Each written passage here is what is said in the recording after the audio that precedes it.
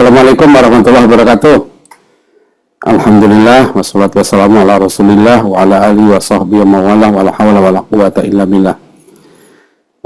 Alhamdulillah kita semua bersyukur pada Allah Subhanahu wa taala, malam hari ini masih kita diberikan kesempatan oleh Allah untuk melanjutkan ya ibadah kita, perjuangan kita, ya khususnya kita berjuang dalam bidang dakwah dan pendidikan ini ya dalam rangka menyongsong bukan menyongsong ya, mewujudkan kehidupan yang jauh lebih baik, mewujudkan masyarakat kita, bangsa kita yang unggul. Nah, tentu itu kita yakini harus dimulai dari pendidikan memang. Nah, cuma ini Pak Mas Khairul ya, saya protes itu dibilang yang luar biasa, saya nggak luar biasa aja gitu ya. Ini kalau pembicara dibilang luar biasa kayak ada apa aja gitu, biasa aja. Biasa di luar, Ustaz. Biasa di luar.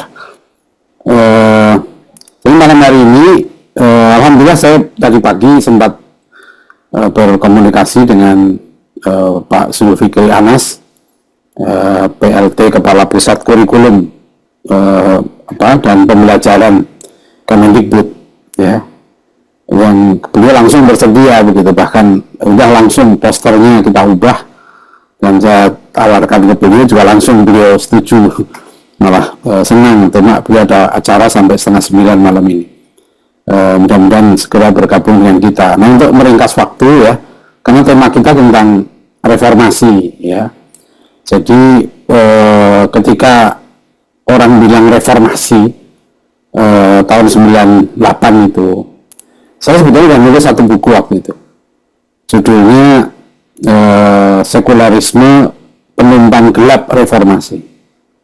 Ya, tahun 99 saya sudah menulis buku itu, mengingatkan bahwa bahaya reformasi ini gitu ya, reformasinya akan gagal kalau ada penumpang gelap ini ya, sekularisme.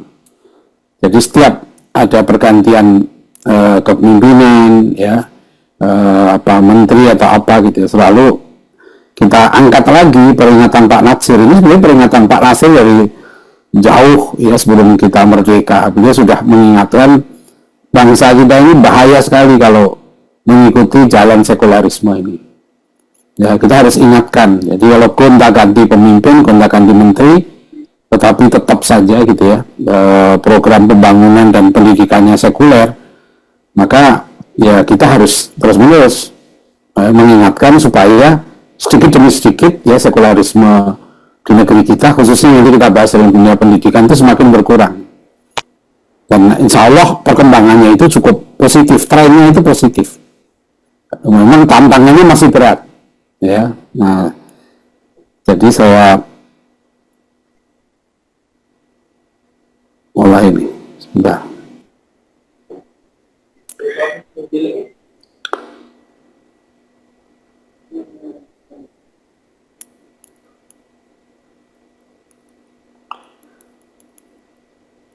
Mungkin yang ikut dari awal ya kajian pendidikan ini ya, ini ada beberapa yang sudah kita bahas, tapi ini mengerucut pada satu tema tentang reformasi pendidikan.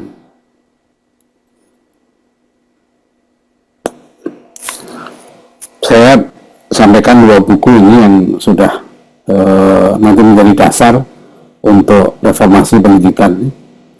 Pertama, mengapa sih kita perlu reformasi ya, reform ya, harus kita ubah karena ada masalah.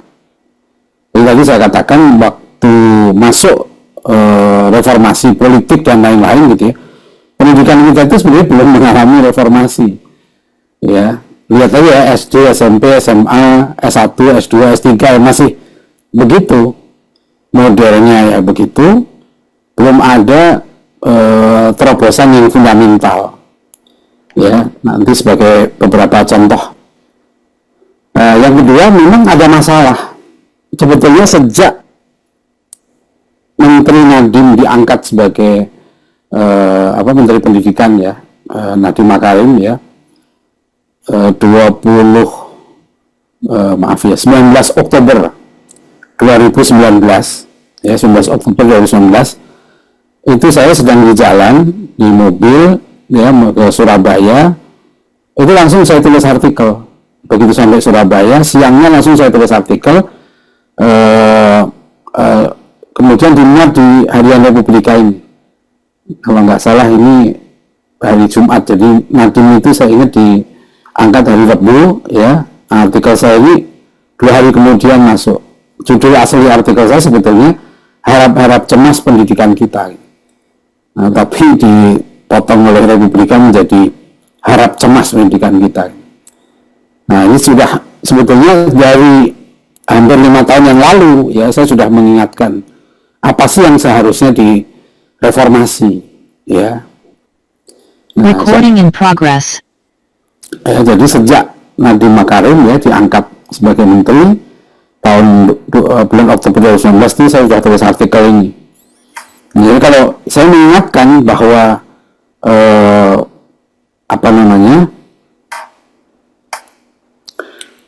ya, meskipun banyak kritikan, ada juga beberapa warganet yang berharap Menteri Nadiem melakukan sesuatu yang tidak biasa-biasa saja untuk memajukan dunia pendidikan Indonesia gitu.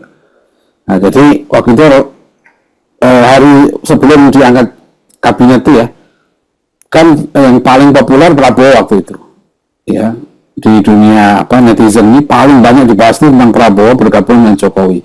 Begitu Nadiem Makarim diangkat jadi diumumkan sebagai Menteri Pendidikan, bergeser itu isu waktu itu yang paling ramai, yang paling banyak komentarnya itu tentang Nadiem Makarim gitu. Ya, karena memang pertama kali, ya, dalam sejarah pendidikan di Indonesia seorang menteri yang diangkat bukan dari kalangan dunia pendidikan, ya.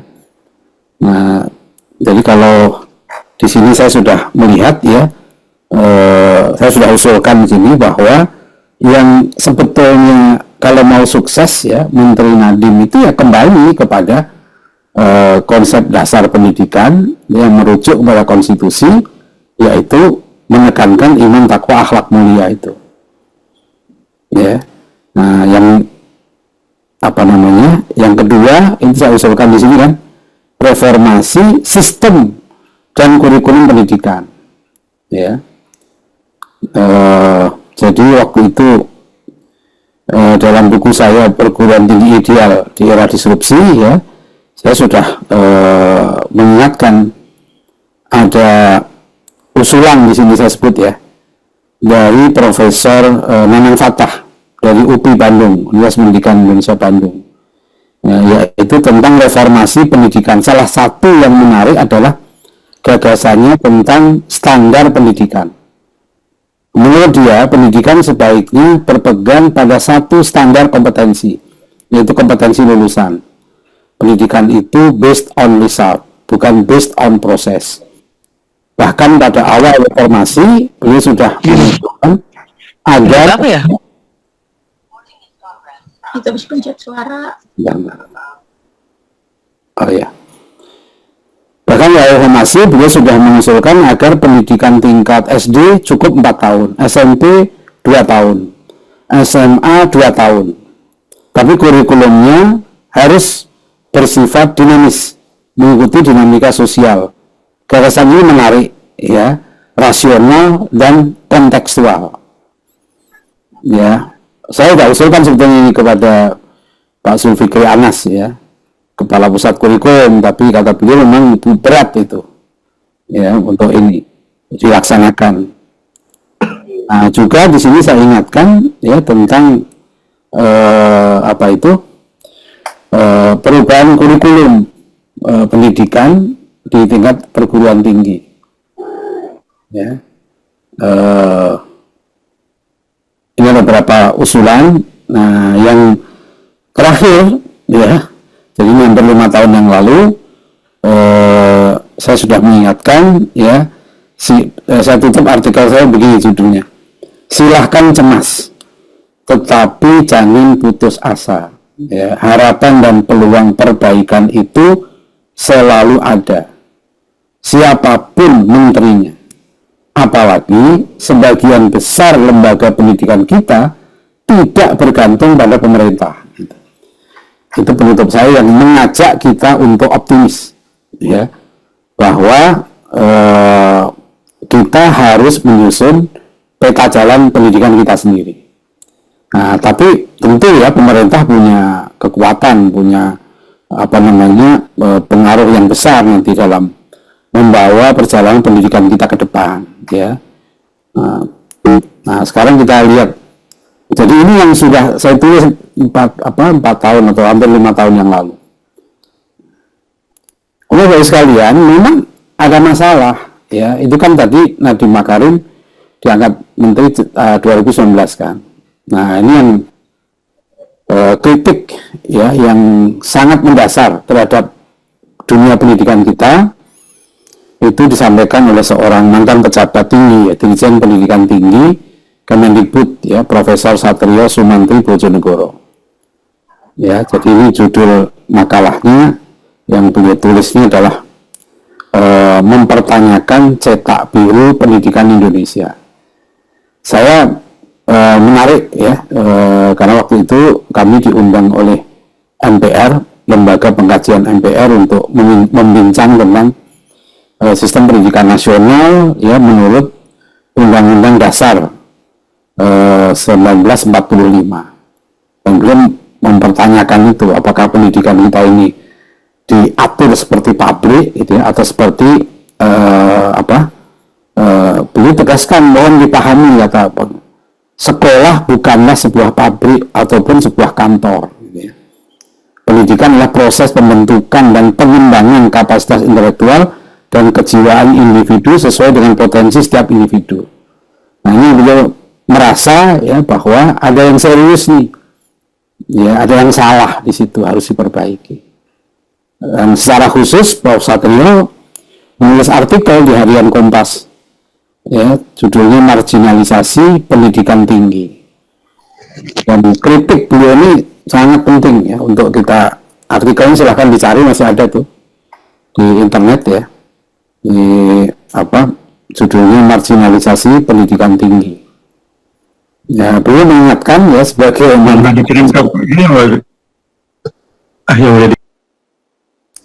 sebagai mantan Dirjen Dikti, ya, Pendidikan Tinggi selama 2 periode, dia membahas tentang, dia mengkritik, ya, sampai detik ini pemahaman publik tentang fungsi perguruan tinggi ternyata belum utuh dan masih salah kaprah.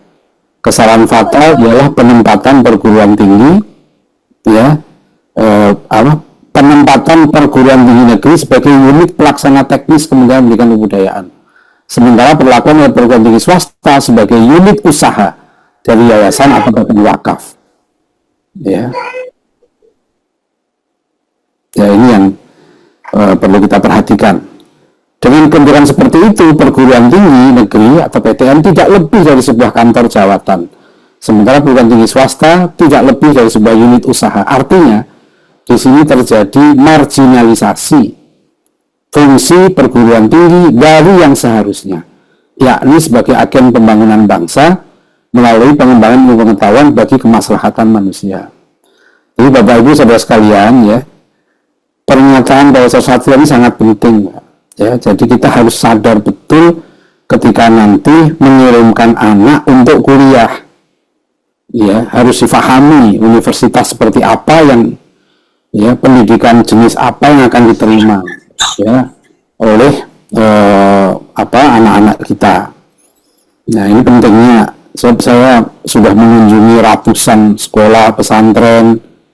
Nah, itu masih sampai sekarang memimpikan para lulusannya banyak diterima di PTN, ya, sampai ngantri lah. Nah, tapi mungkin tidak disadari bahwa di samping ada keunggulannya, tapi dengan jumlah mahasiswa yang puluhan ribu, ya, itu susah untuk melaksanakan fungsi pendidikan, ya, yang sebenarnya, yang hakiki ini.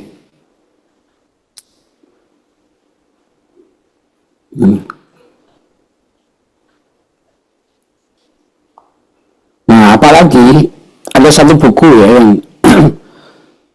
yang ini ramai didiskusikan di dunia internasional, judulnya Dark Academia How Universities Die, ya, karya Peter Fleming. Nah, sepertinya buku ini sudah terjemahkan juga dalam bahasa Indonesia. Jadi bagaimana industrialisasi pendidikan yang akhirnya membunuh, ya, fungsi pendidikan itu. Ya, di perguruan tinggi bukan lagi menjalankan fungsi pendidikan, tapi memang ya fungsi bisnisnya yang lebih menonjol. Jadi buku Dark Academia ini mengungkap sisi gelap universitas yang melenceng dari nilai-nilai perguruan tinggi. Korupsi, neoliberalisme yang kapitalistik, salah satu penyebabnya. Peter Fleming ya menyoroti banyak kampus di Amerika Serikat, Inggris, dan Australia yang tak lagi mendukung kualitas akademik akibat terkurung sistem neoliberal yang kapitalistik, sehingga universitas cenderung berorientasi bisnis. Silakan dilihat di YouTube ya, ada diskusi yang bagus dari guru besar IPB sudah 3 tahun yang lalu ya kalau nggak salah ini, masih ada rekamannya hampir 2 jam untuk ya membahas buku ini, dan saya komentari dalam satu artikel ya, beberapa guru besar itu sudah mengakui bahwa yang terjadi konsep universitas seperti ini bukan hanya di Amerika, di Australia, di Inggris gitu ya, bahkan sudah melanda ya universitas di Indonesia ini. Nah, akibatnya ya dunia perguruan tinggi kita ini sangat serius ya. Kasus bunuh diri meningkat ya, depresi, banyak riset tentang ini ya. Ingat beberapa waktu yang lalu ya, saya menerima atau banyak kita bacalah berita, juga ada beberapa tokoh yang ngirim ke saya WA tentang ratusan ya calon apa itu dokter spesialis yang apa namanya mau bunuh diri ya, apa itu waktu itu ya, bahasanya stres atau mau bunuh diri. Jadi ada berapa itu gambarnya, bentar saya cek nih, 399 calon dokter spesialis mengaku ingin akhiri hidup ya. Jadi ini apalagi sekarang Menteri Kesehatan ya membuat gebrakan besar, dokter spesialis ini pendidikan dokter spesialis ini akan digratiskan. Ini satu gebrakan dan fenomena bagi saya sekalian ya, kata Menteri Pendidikan ini 80% mahasiswa itu bekerja tidak sesuai jurusan ya, ada 4 alasannya ya, silakan dibaca. Nah, fakta ini nanti menarik untuk kita memahami, dan menurut saya ini harus menjadi bahan untuk melakukan reformasi, apalagi di era disrupsi ya, di era AI sekarang ini, internet ya. Saya sudah mengajukan gagasan ya, di era sekarang ini yang ditekankan pendidikan itu ya wisdom ya, hikmah. Nah, itu peran guru ya, itu nggak bisa digantikan. Jadi di antara nanti pekerjaan-pekerjaan yang digusur oleh robot gitu ya, banyak sekali nanti profesi-profesi yang hilang gitu ya, tapi peran guru, ingat ya, peran guru sebagai pendidik, sebagai apa namanya teladan, sebagai motivator, inspirator, nggak bisa diganti oleh robot ya. Jadi kenapa saya sangat mendorong di era sekarang ini untuk anak-anak yang pintar-pintar gitu ya, jadilah guru, jadilah dai gitu.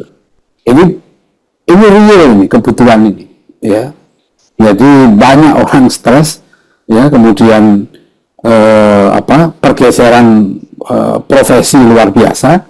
Yang akan banyak diperlukan nanti adalah profesi-profesi yang sifatnya problem solver ya, sifatnya analisis dan memecahkan masalah. Makanya kenapa dibuat kebijakan kampus merdeka gitu ya, itu karena tantangan ini. Nah, nanti silakan ditanya kepada Pak Zulfikri Anas ya, untuk apa sih perkembangan yang sudah dicapai selama berapa ini, hampir 5 tahun ini ya, dengan program, apakah nanti perlu dilanjutkan lagi. Nah, lengkapnya silahkan dibaca di buku-buku saya, tapi ada artikel yang saya tulis tiap hari ya di artikel pilihan adianusai.id ya. Hampir sebagian besar saya nulis tentang setiap hari tentang pendidikan. Dan Ibu sekalian, reformasi ini itu penting karena banyak prediksi-prediksi ke depan secara perekonomian Indonesia ini masih dipandang ya, masih punya harapan. Ini prediksi dari lembaga ekonomi internasional ya, bahwa kita ke depan akan menjadi negara dengan produk domestik bruto yang terbesar nomor 4 ya, setelah Cina, India, Amerika, keempat kita insya Allah. Ini prediksi ekonominya. Artinya ya ini perlu juga ya kita jadikan sebagai dasar pertimbangan untuk kita optimis. Jadi jangan kita pesimis. Nah, kita masih alhamdulillah ya 5 penduduk terbesar di dunia ya, jumlahnya. Cuma secara umat Islam kita udah kalah sama Pakistan sekarang. Ya, jumlah kalau penduduknya kita lebih besar. Ini kan 277 ini sekarang menambah lagi ya. Jadi kalau kita lihat nih, kalau kita mau mengejar India, Cina susah ya. Tapi kalau kita mengejar Amerika ini ya deket kita ini. Amerika 280 kan. Cuma 20 juta, insya Allah dalam 10 tahun lah ya, 20 tahun itu sudah terkejar Amerika ini. Ya, kita mudah-mudahan menjadi nomor 3. Nah itu saya lihat belum ada itu program pembangunan pemerintah untuk mempercepat ya pertumbuhan penduduk. Nah tapi syaratnya harus pendidikannya kuat, karena kalau penduduknya banyak tapi pendidikannya salah justru menjadi beban ya. Jadi memang ini harus diikuti ya. Jadi silahkan para ustadz anaknya diperbanyak ya, tapi juga harus didiknya yang benar gitu ya. Bahaya kalau anaknya banyak nggak bisa didik, sebab anak manusia kalau nggak terdidik itu lebih berbahaya daripada anak babi ya. Anak babi nggak terdidik nggak apa-apa ya, tapi kalau manusia nggak terdidik itu dia lebih bahaya. Kemudian potensi kita juga, ini saya ingin membangun optimisme ya. Senang kita sering katakan bonus demografi ya, artinya dari kategori usia ya itu yang besar sekali, lihat tuh kan usia penduduk kita, kelompok umur itu rata-rata paling besar di usia 15 sampai 19 tahun sekitar itu kan, 25, 29 itu besar sekali bonus demografi ini ya. Cuma nah ini harus direformasi contohnya itu definisi usia produktif ini ya, karena worldview ya, pandangan alam yang dominan sekarang ini namanya produktif itu duit gitu lah. Jadi kalau orang ya umur sudah 70 tahun ya, kalau di Dewan Dakwah ini senior kita Pak Wahid Alwi kan sudah 74 tahun, meskipun beliau selalu mengatakan masih 47 tahun ya. Tapi Pak Wahid ini kalau dalam konsep pembangunan sekarang tidak masuk usia produktif. Pertama sudah lewat dari 65 tahun, yang kedua gajinya nggak gede itu ya. Jadi produktif itu kalau dapat gaji gede gitu hitungannya. Tapi kalau dapat pahala besar, menjadi marbot masjid ya, menjadi pengurus Dewan Dakwah, itu nggak dianggap produktif. Nah ini konsep ini yang menurut saya harus direformasi, karena cara pandangnya sangat sekuler itu ya. Ya, ibu rumah tangga yang bekerja hampir 24 jam ya, itu karena nggak terima gaji ya dianggap tidak produktif. Jadi istilah produktif itu betul-betul nanti menjadi kalau ukur utama ya menjalankan pembangunan. Begitu juga pendidikan ya. Kampus saya lihat ada satu imbauan gitu ya, di satu kampus negeri, supaya lulusannya itu kalau bekerja ya usahakan gajinya gede gitu ya. Sebab kalau gajinya kecil itu menurunkan kredibilitas Ya, negara maju, negara yang duitnya banyak, pendapatan per kapitanya besar. Ini potensi, saya ingin bicara bukan itu, potensi penduduk kita. Ini besar sekali ya, jadi potensi harus kita. Potensi berikutnya, misalnya potensi religiositas. Jadi potensi sumber daya alam, potensi jumlah penduduk, ya, potensi religiositas. Kita termasuk negara yang sangat religius, 10 negara religius di dunia. Artinya masih percaya kepada agama. Nah, gitu. Sebab kalau masyarakat sudah nggak percaya pada agama, seperti di Barat ya, lihat ini di negara-negara Eropa ya, mereka yang percaya agama itu sangat penting gitu ya. Itu kecil sekali lihat ya. Paling besar itu Yunani 56%, Israel itu tinggal 36%. Makanya kan ada tokoh Yahudi ya, saya lihat di satu video yang dia mengingatkan nggak akan menang orang Israel itu karena mereka berperang melawan Hamas ya, yang dasarnya itu agama ya. Jadi bangsa Barat ini bangsa yang sudah trauma dengan agama, maka jalan ke agama sudah mereka tutup gitu ya. Mereka sudah tidak punya jalan untuk pulang, jadi mereka harus mengarungi kehidupan ya dengan modal tidak mau ya diatur oleh Tuhan. Nah, kita seharusnya ya tidak mengikuti ini ya, meskipun mereka sekarang ini dikatakan maju ya dari segi ekonomi, sains, teknologi gitu ya, tapi dari segi manusianya itu nggak bisa kita jadikan sebagai contoh. Nah, jadi potensi religiositas. Kemudian bagi saya sekalian, bangsa kita ini punya potensi yang unik. Potensi ini besar sekali, potensi sejarah, yaitu potensi sejarah dialog intelektual yang panjang. Saya sudah terbitkan buku kecil judulnya Berbeda, Berdialog, Berjuang Bersama. Keteladanan para tokoh bangsa mewujudkan kemerdekaan dan kejayaan Indonesia. Ini menarik ya, kalau kita lihat bagaimana hubungan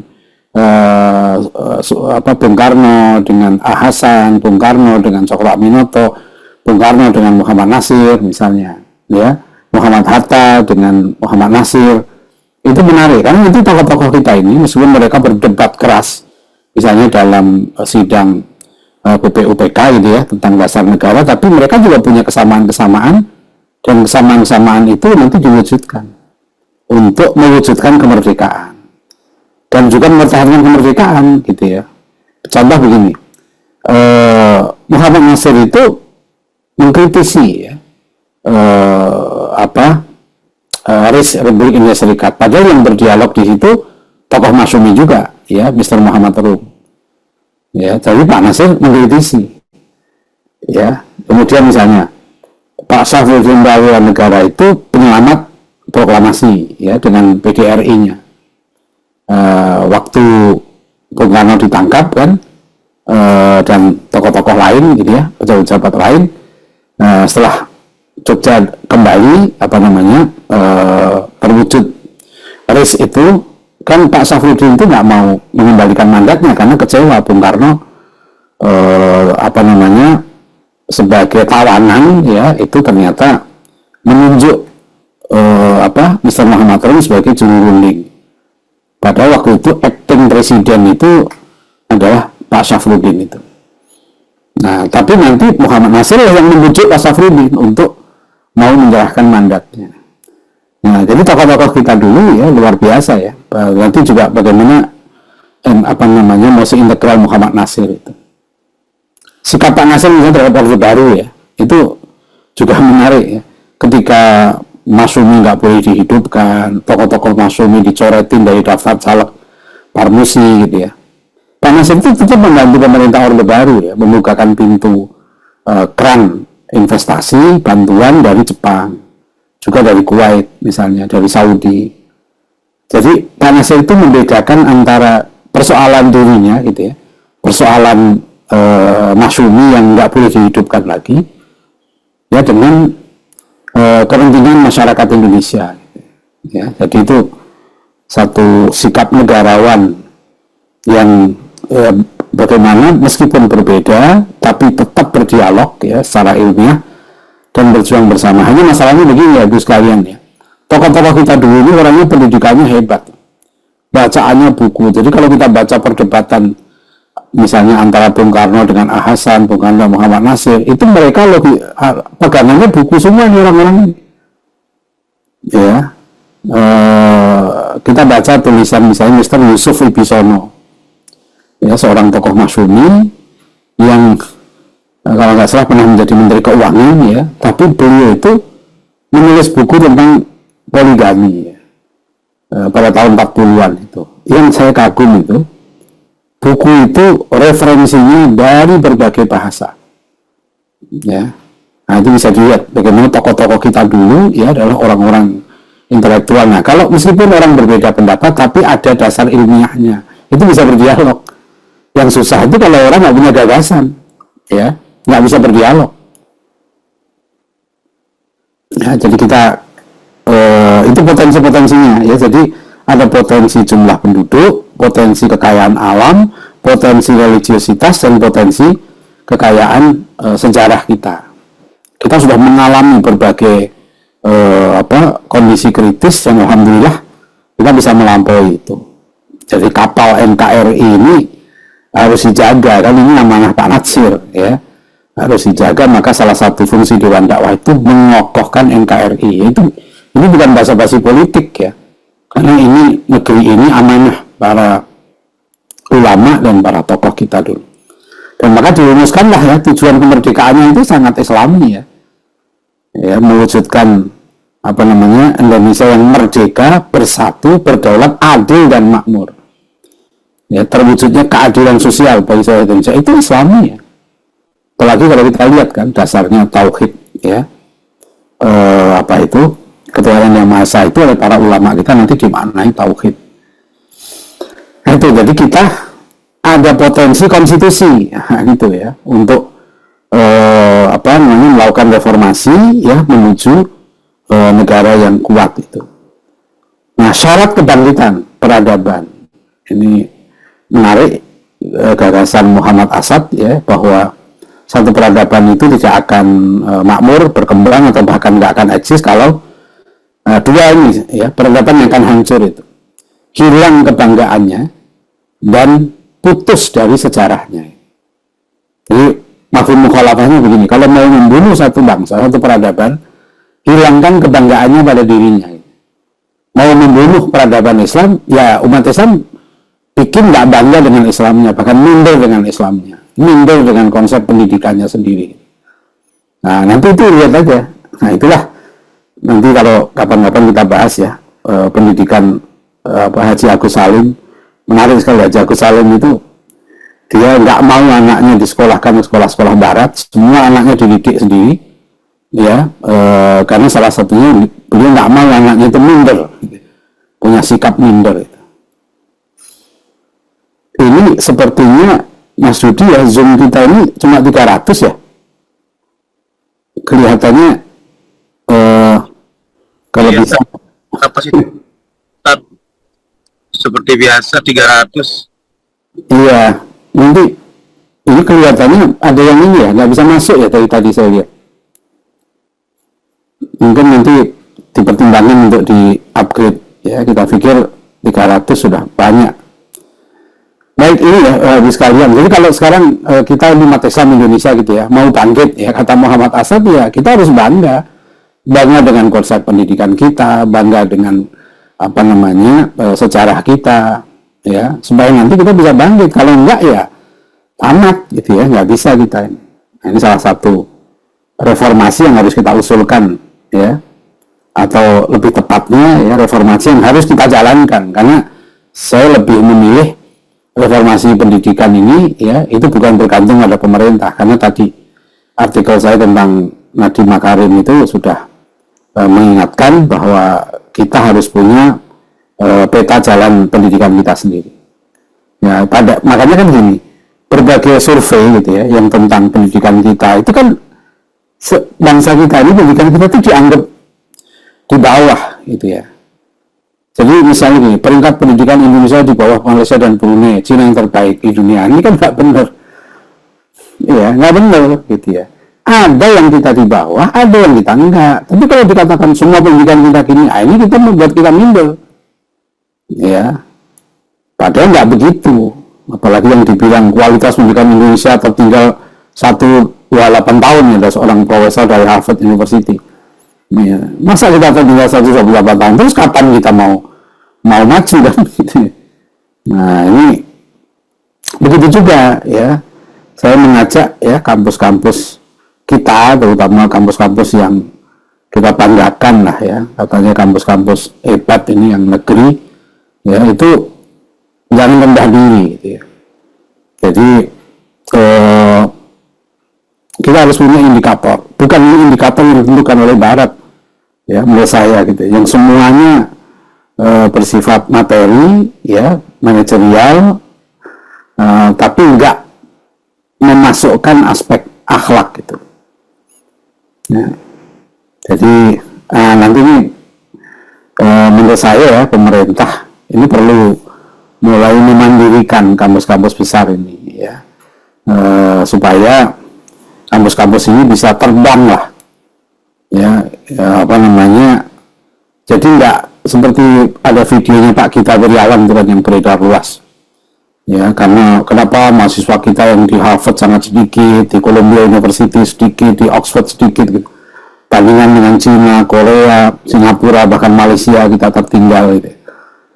Nah, ini pada satu sisi ya, tentu kita tidak menafikan kemajuan yang mereka punya. Tapi ya sekali lagi gitu ya, kan sudah saatnya kita itu membanggakan ya lembaga kita.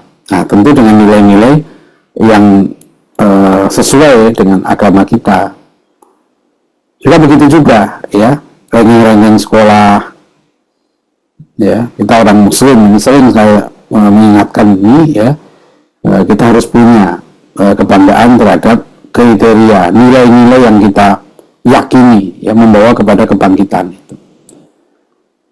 Dan itu memang ada kritik ya dari seorang profesor guru besar, Profesor Daniel Rashid, yang mengingatkan tentang survei-survei ya, PISA dan lain-lain gitu, yang menurut beliau gitu ya, itu membuat kita minder. Karena sebenarnya ini juga bisa kita uji ya, kan 3 aspek yang diteliti, tentang literasi, tentang matematik dan sains gitu ya. Dan Rashid itu mengingatkan, masa Indonesia disurvei dibandingkan dengan Singapura, kan nggak fair dong.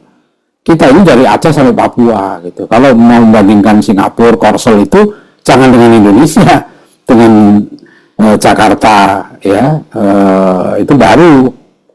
Ya, jadi kalau kita dipaksa mengikuti standar mereka, menurut beliau ya itu pendidikan kita apa namanya, menurut standar tadi bermutu, tapi tidak relevan dengan kebutuhan kita gitu. Ya, nah, nanti bisa kita lihat nih. Saya melihat sendirilah ada kesenjangan ya antara pendidikan kita, terutama di misalnya di daerah-daerah pinggiran ya, di yang sudah saya kunjungi di Papua, Natuna, Pulau Buru, NTT gitu ya. Karena kurikulumnya satu, dan kurikulum itu sangat menekankan ya kepada apa namanya, orientasi industri. Ya, mungkin nanti kalau Pak Zulfikri Anas sudah masuk. Ini sudah masuk belum ya?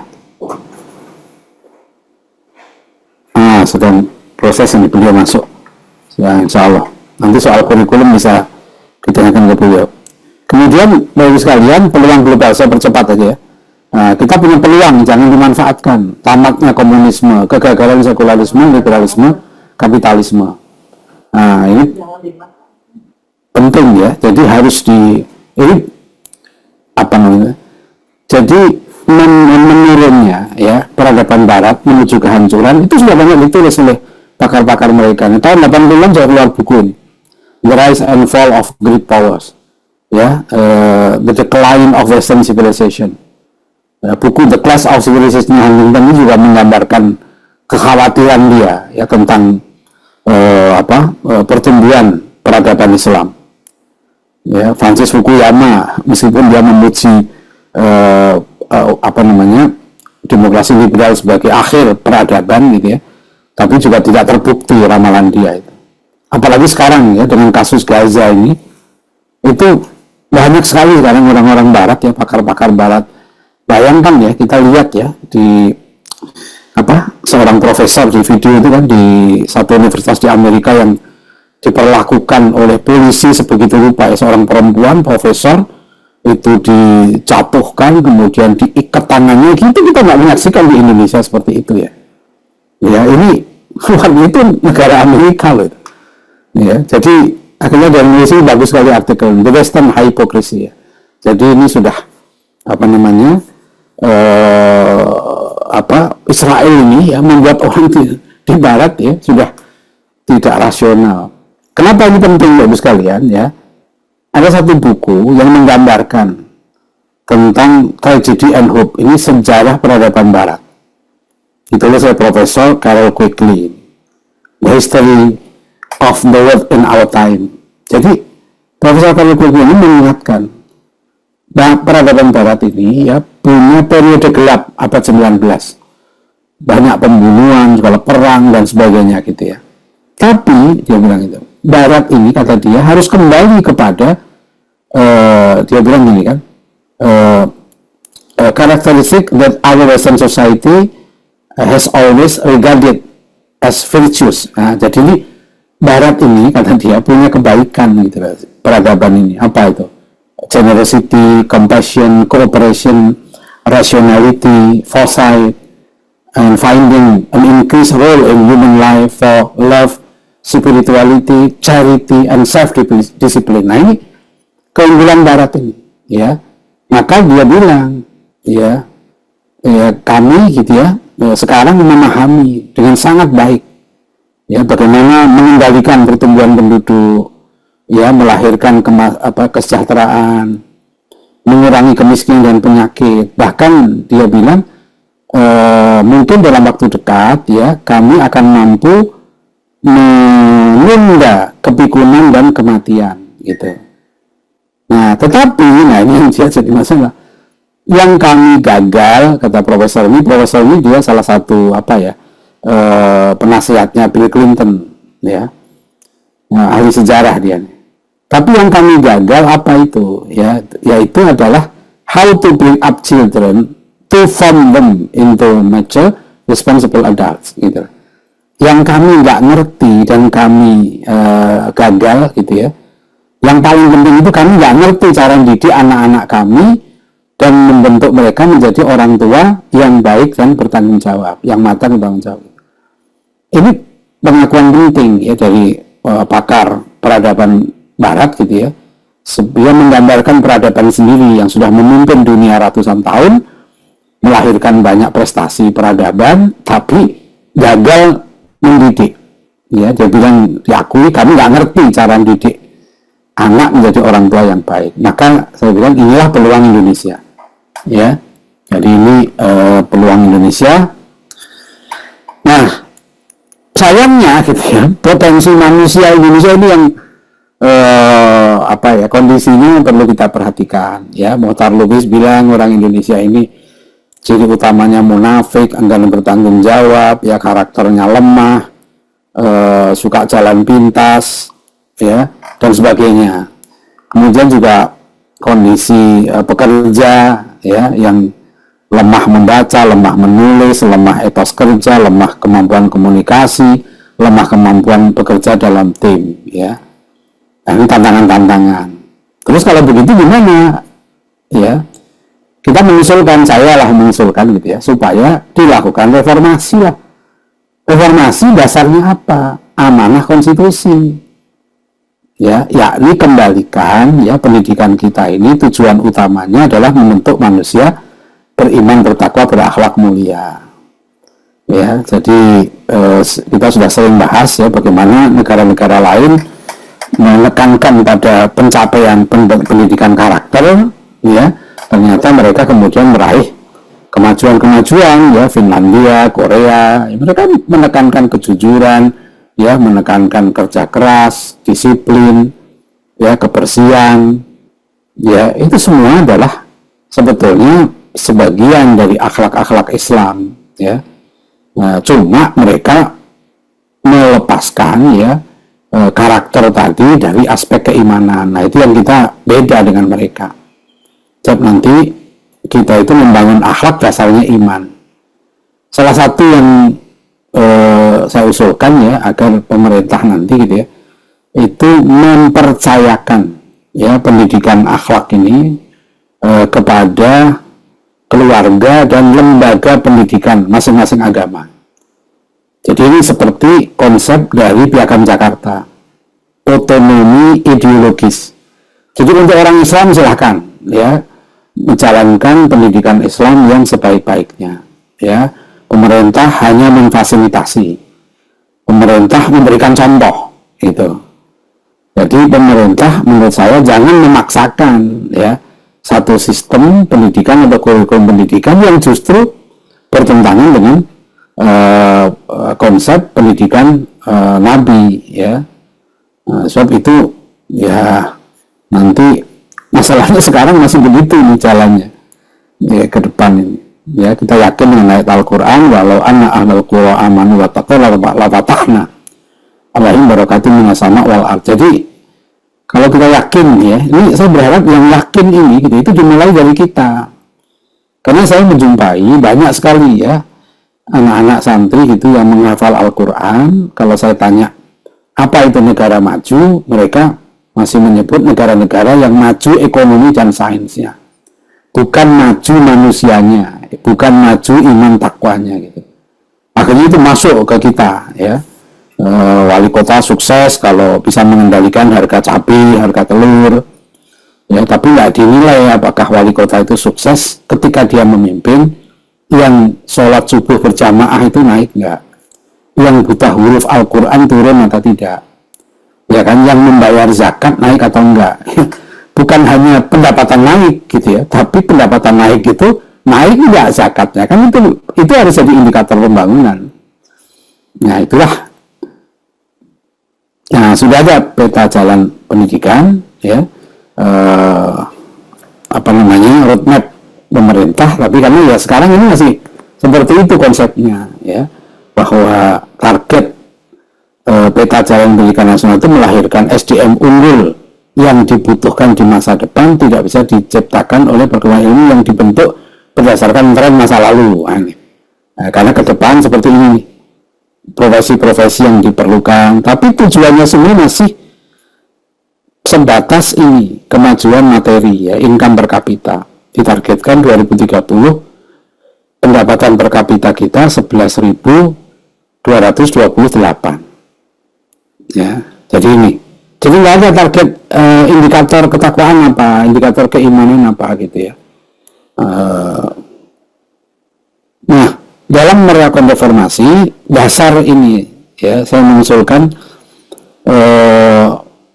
ada sila pertama itu maknanya tauhid bagi ajaran Islam, itu keputusan alim ulama ini ya. Yang kedua, aplikasi pasal 29 ayat 2 UUD 45 bahwa umat Islam itu memiliki hak konstitusional untuk beribadah dengan benar, termasuk mencari ilmu yang benar sesuai ajaran Islam ya. Jadi bunyi pasal 29 ayat 2 itu kan negara menjamin kemerdekaan tiap penduduk untuk memeluk agamanya masing-masing dan beribadah menurut agama dan kepercayaannya itu.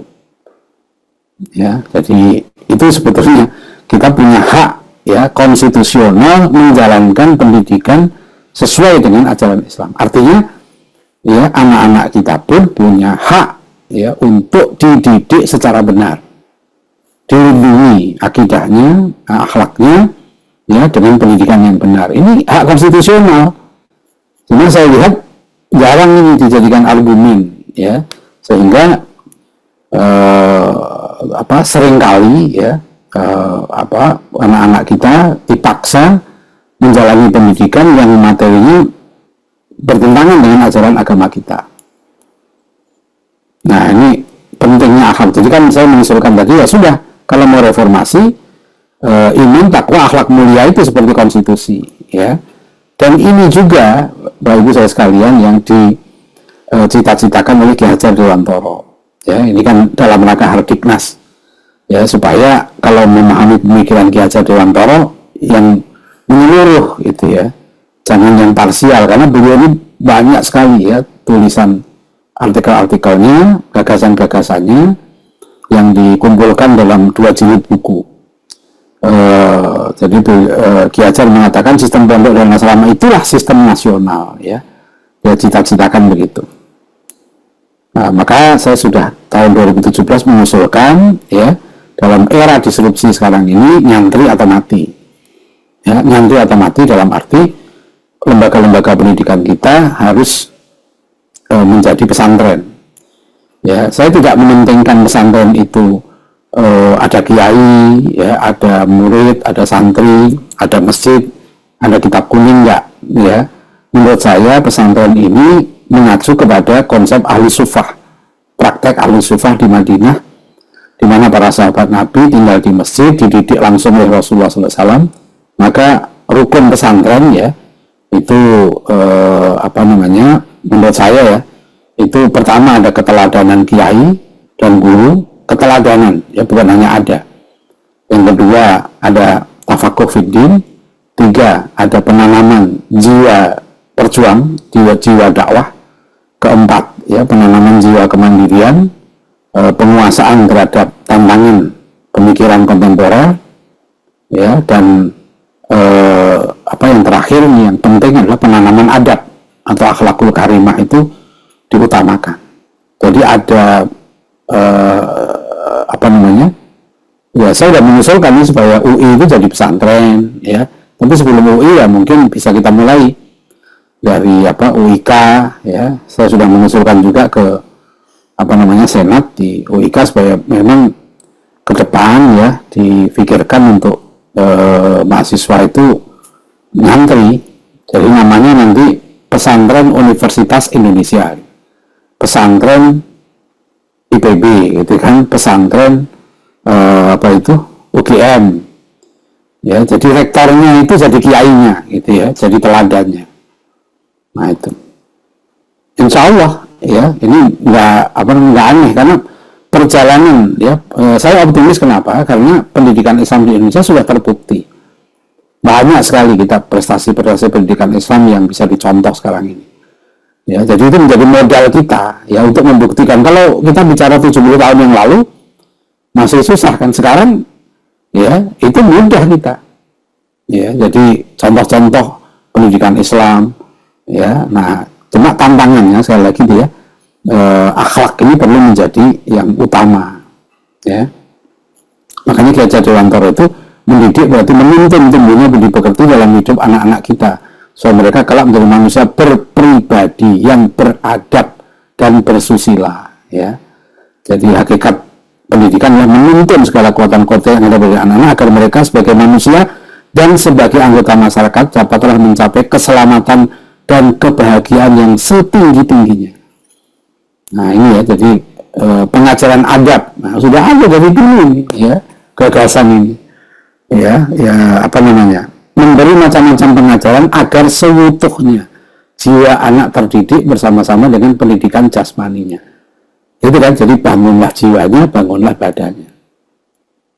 Makanya beliau mengkritik Ki Hajar Dewantara, ya, pendidikan model kolonial ini, ya, yang, gitu kan, hanya untuk kepentingan mereka, ya, mendidik anak-anak nanti jadi bangga dengan kolonial, berbangga berbahasa mereka, bergaya hidup mereka. Nah, itu yang terjadi, ya. Padahal pendidikan itu ada Ki Hajar Dewantara semata-mata hanya mengembangkan intelektual fisik dan semata-mata hanya memberikan surat ijazah yang hanya memungkinkan mereka menjadi buruh, ya.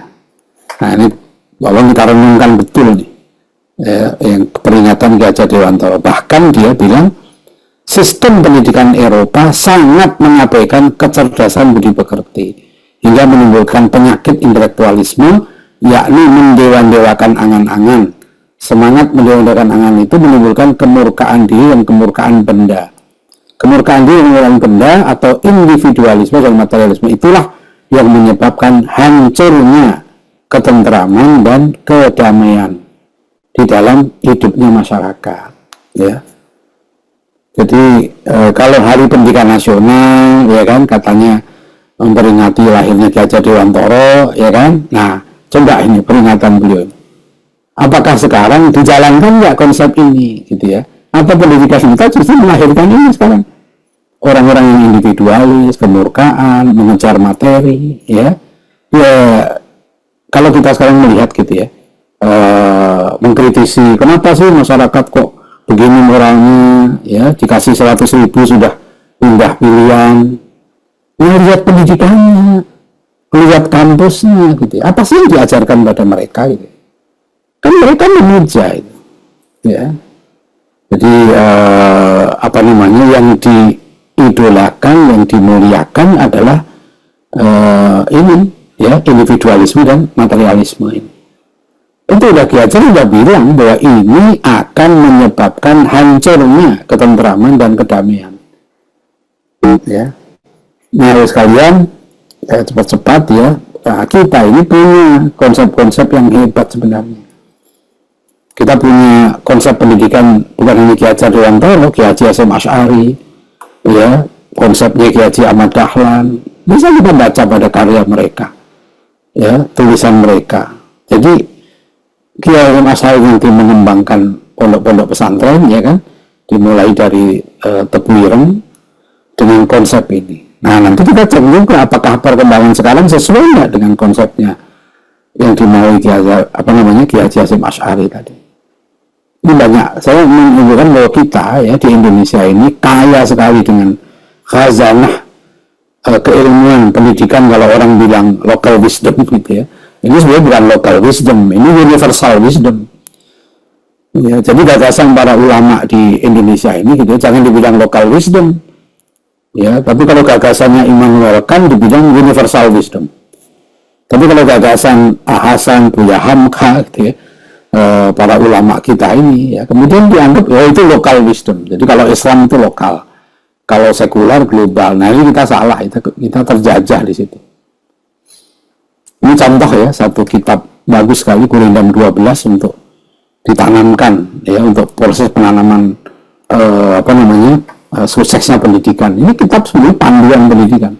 Bahkan dengan pasal 1, 2, dan 3 saja itu sudah mengarahkan terbentuknya manusia unggul. Ya. Nah, masyarakat yang diciptakan itu ada modelnya, masyarakat ideal gitu ya. Jadi inilah yang saya usulkan kepada para capres ya, supaya pindah haluan, ya, pindah kiblat. Jadi kita tidak menafikan ya kemajuan Barat itu kita ambil, tapi jangan menjadikan uswatun hasanah. Karena model masyarakat ideal itu masyarakat Nabi. Ya, laqad kana lakum fi Rasulillah uswatun hasanah itu. Lihat ya, masyarakat Nabi itu cirinya ini saya sampaikan waktu seminar di Sabah ya, bulan di Kinabalu, bulan 10 Oktober tahun lalu. Ya, ciri-ciri masyarakat ideal dengan model Madinah itu nih, budaya literasi sangat tinggi. Mereka haus ilmu, bervisi dan berorientasi akhirat. Nah ini, orientasinya kehidupan akhirat. 3, akhlaknya terbaik. Keadilan ditegakkan, kesadaran hukum rakyat sangat tinggi. Budaya anti korupsi dan anti minuman keras. Budaya tolong menolong sangat tinggi. Fisiknya, ya, kesehatan badan sangat baik. Ya, keteladanan pemimpin. Ya, tak takut banyak anak dan berkualitas. Ini sebetulnya waktu itu saya tujukan untuk orang-orang Melayu di Malaysia. Karena orang Melayu di Malaysia ini Muslim ya, itu nggak sampai 60%. Ya, jadi perlu mereka. Ya. Nah, itulah sekalian ya tantangan sekularisme dan lain-lain ini memang masih ada. Tapi kita punya potensi, ya, kita punya konsep, kita punya sejarah, dan insya Allah peluang global pun mendukung untuk kita melakukan reformasi pendidikan sehingga Indonesia menjadi negara adidaya. Jalannya adalah melahirkan generasi yang gemilang tadi. Demikian, bila taufik wal hidayah. Assalamualaikum warahmatullahi wabarakatuh.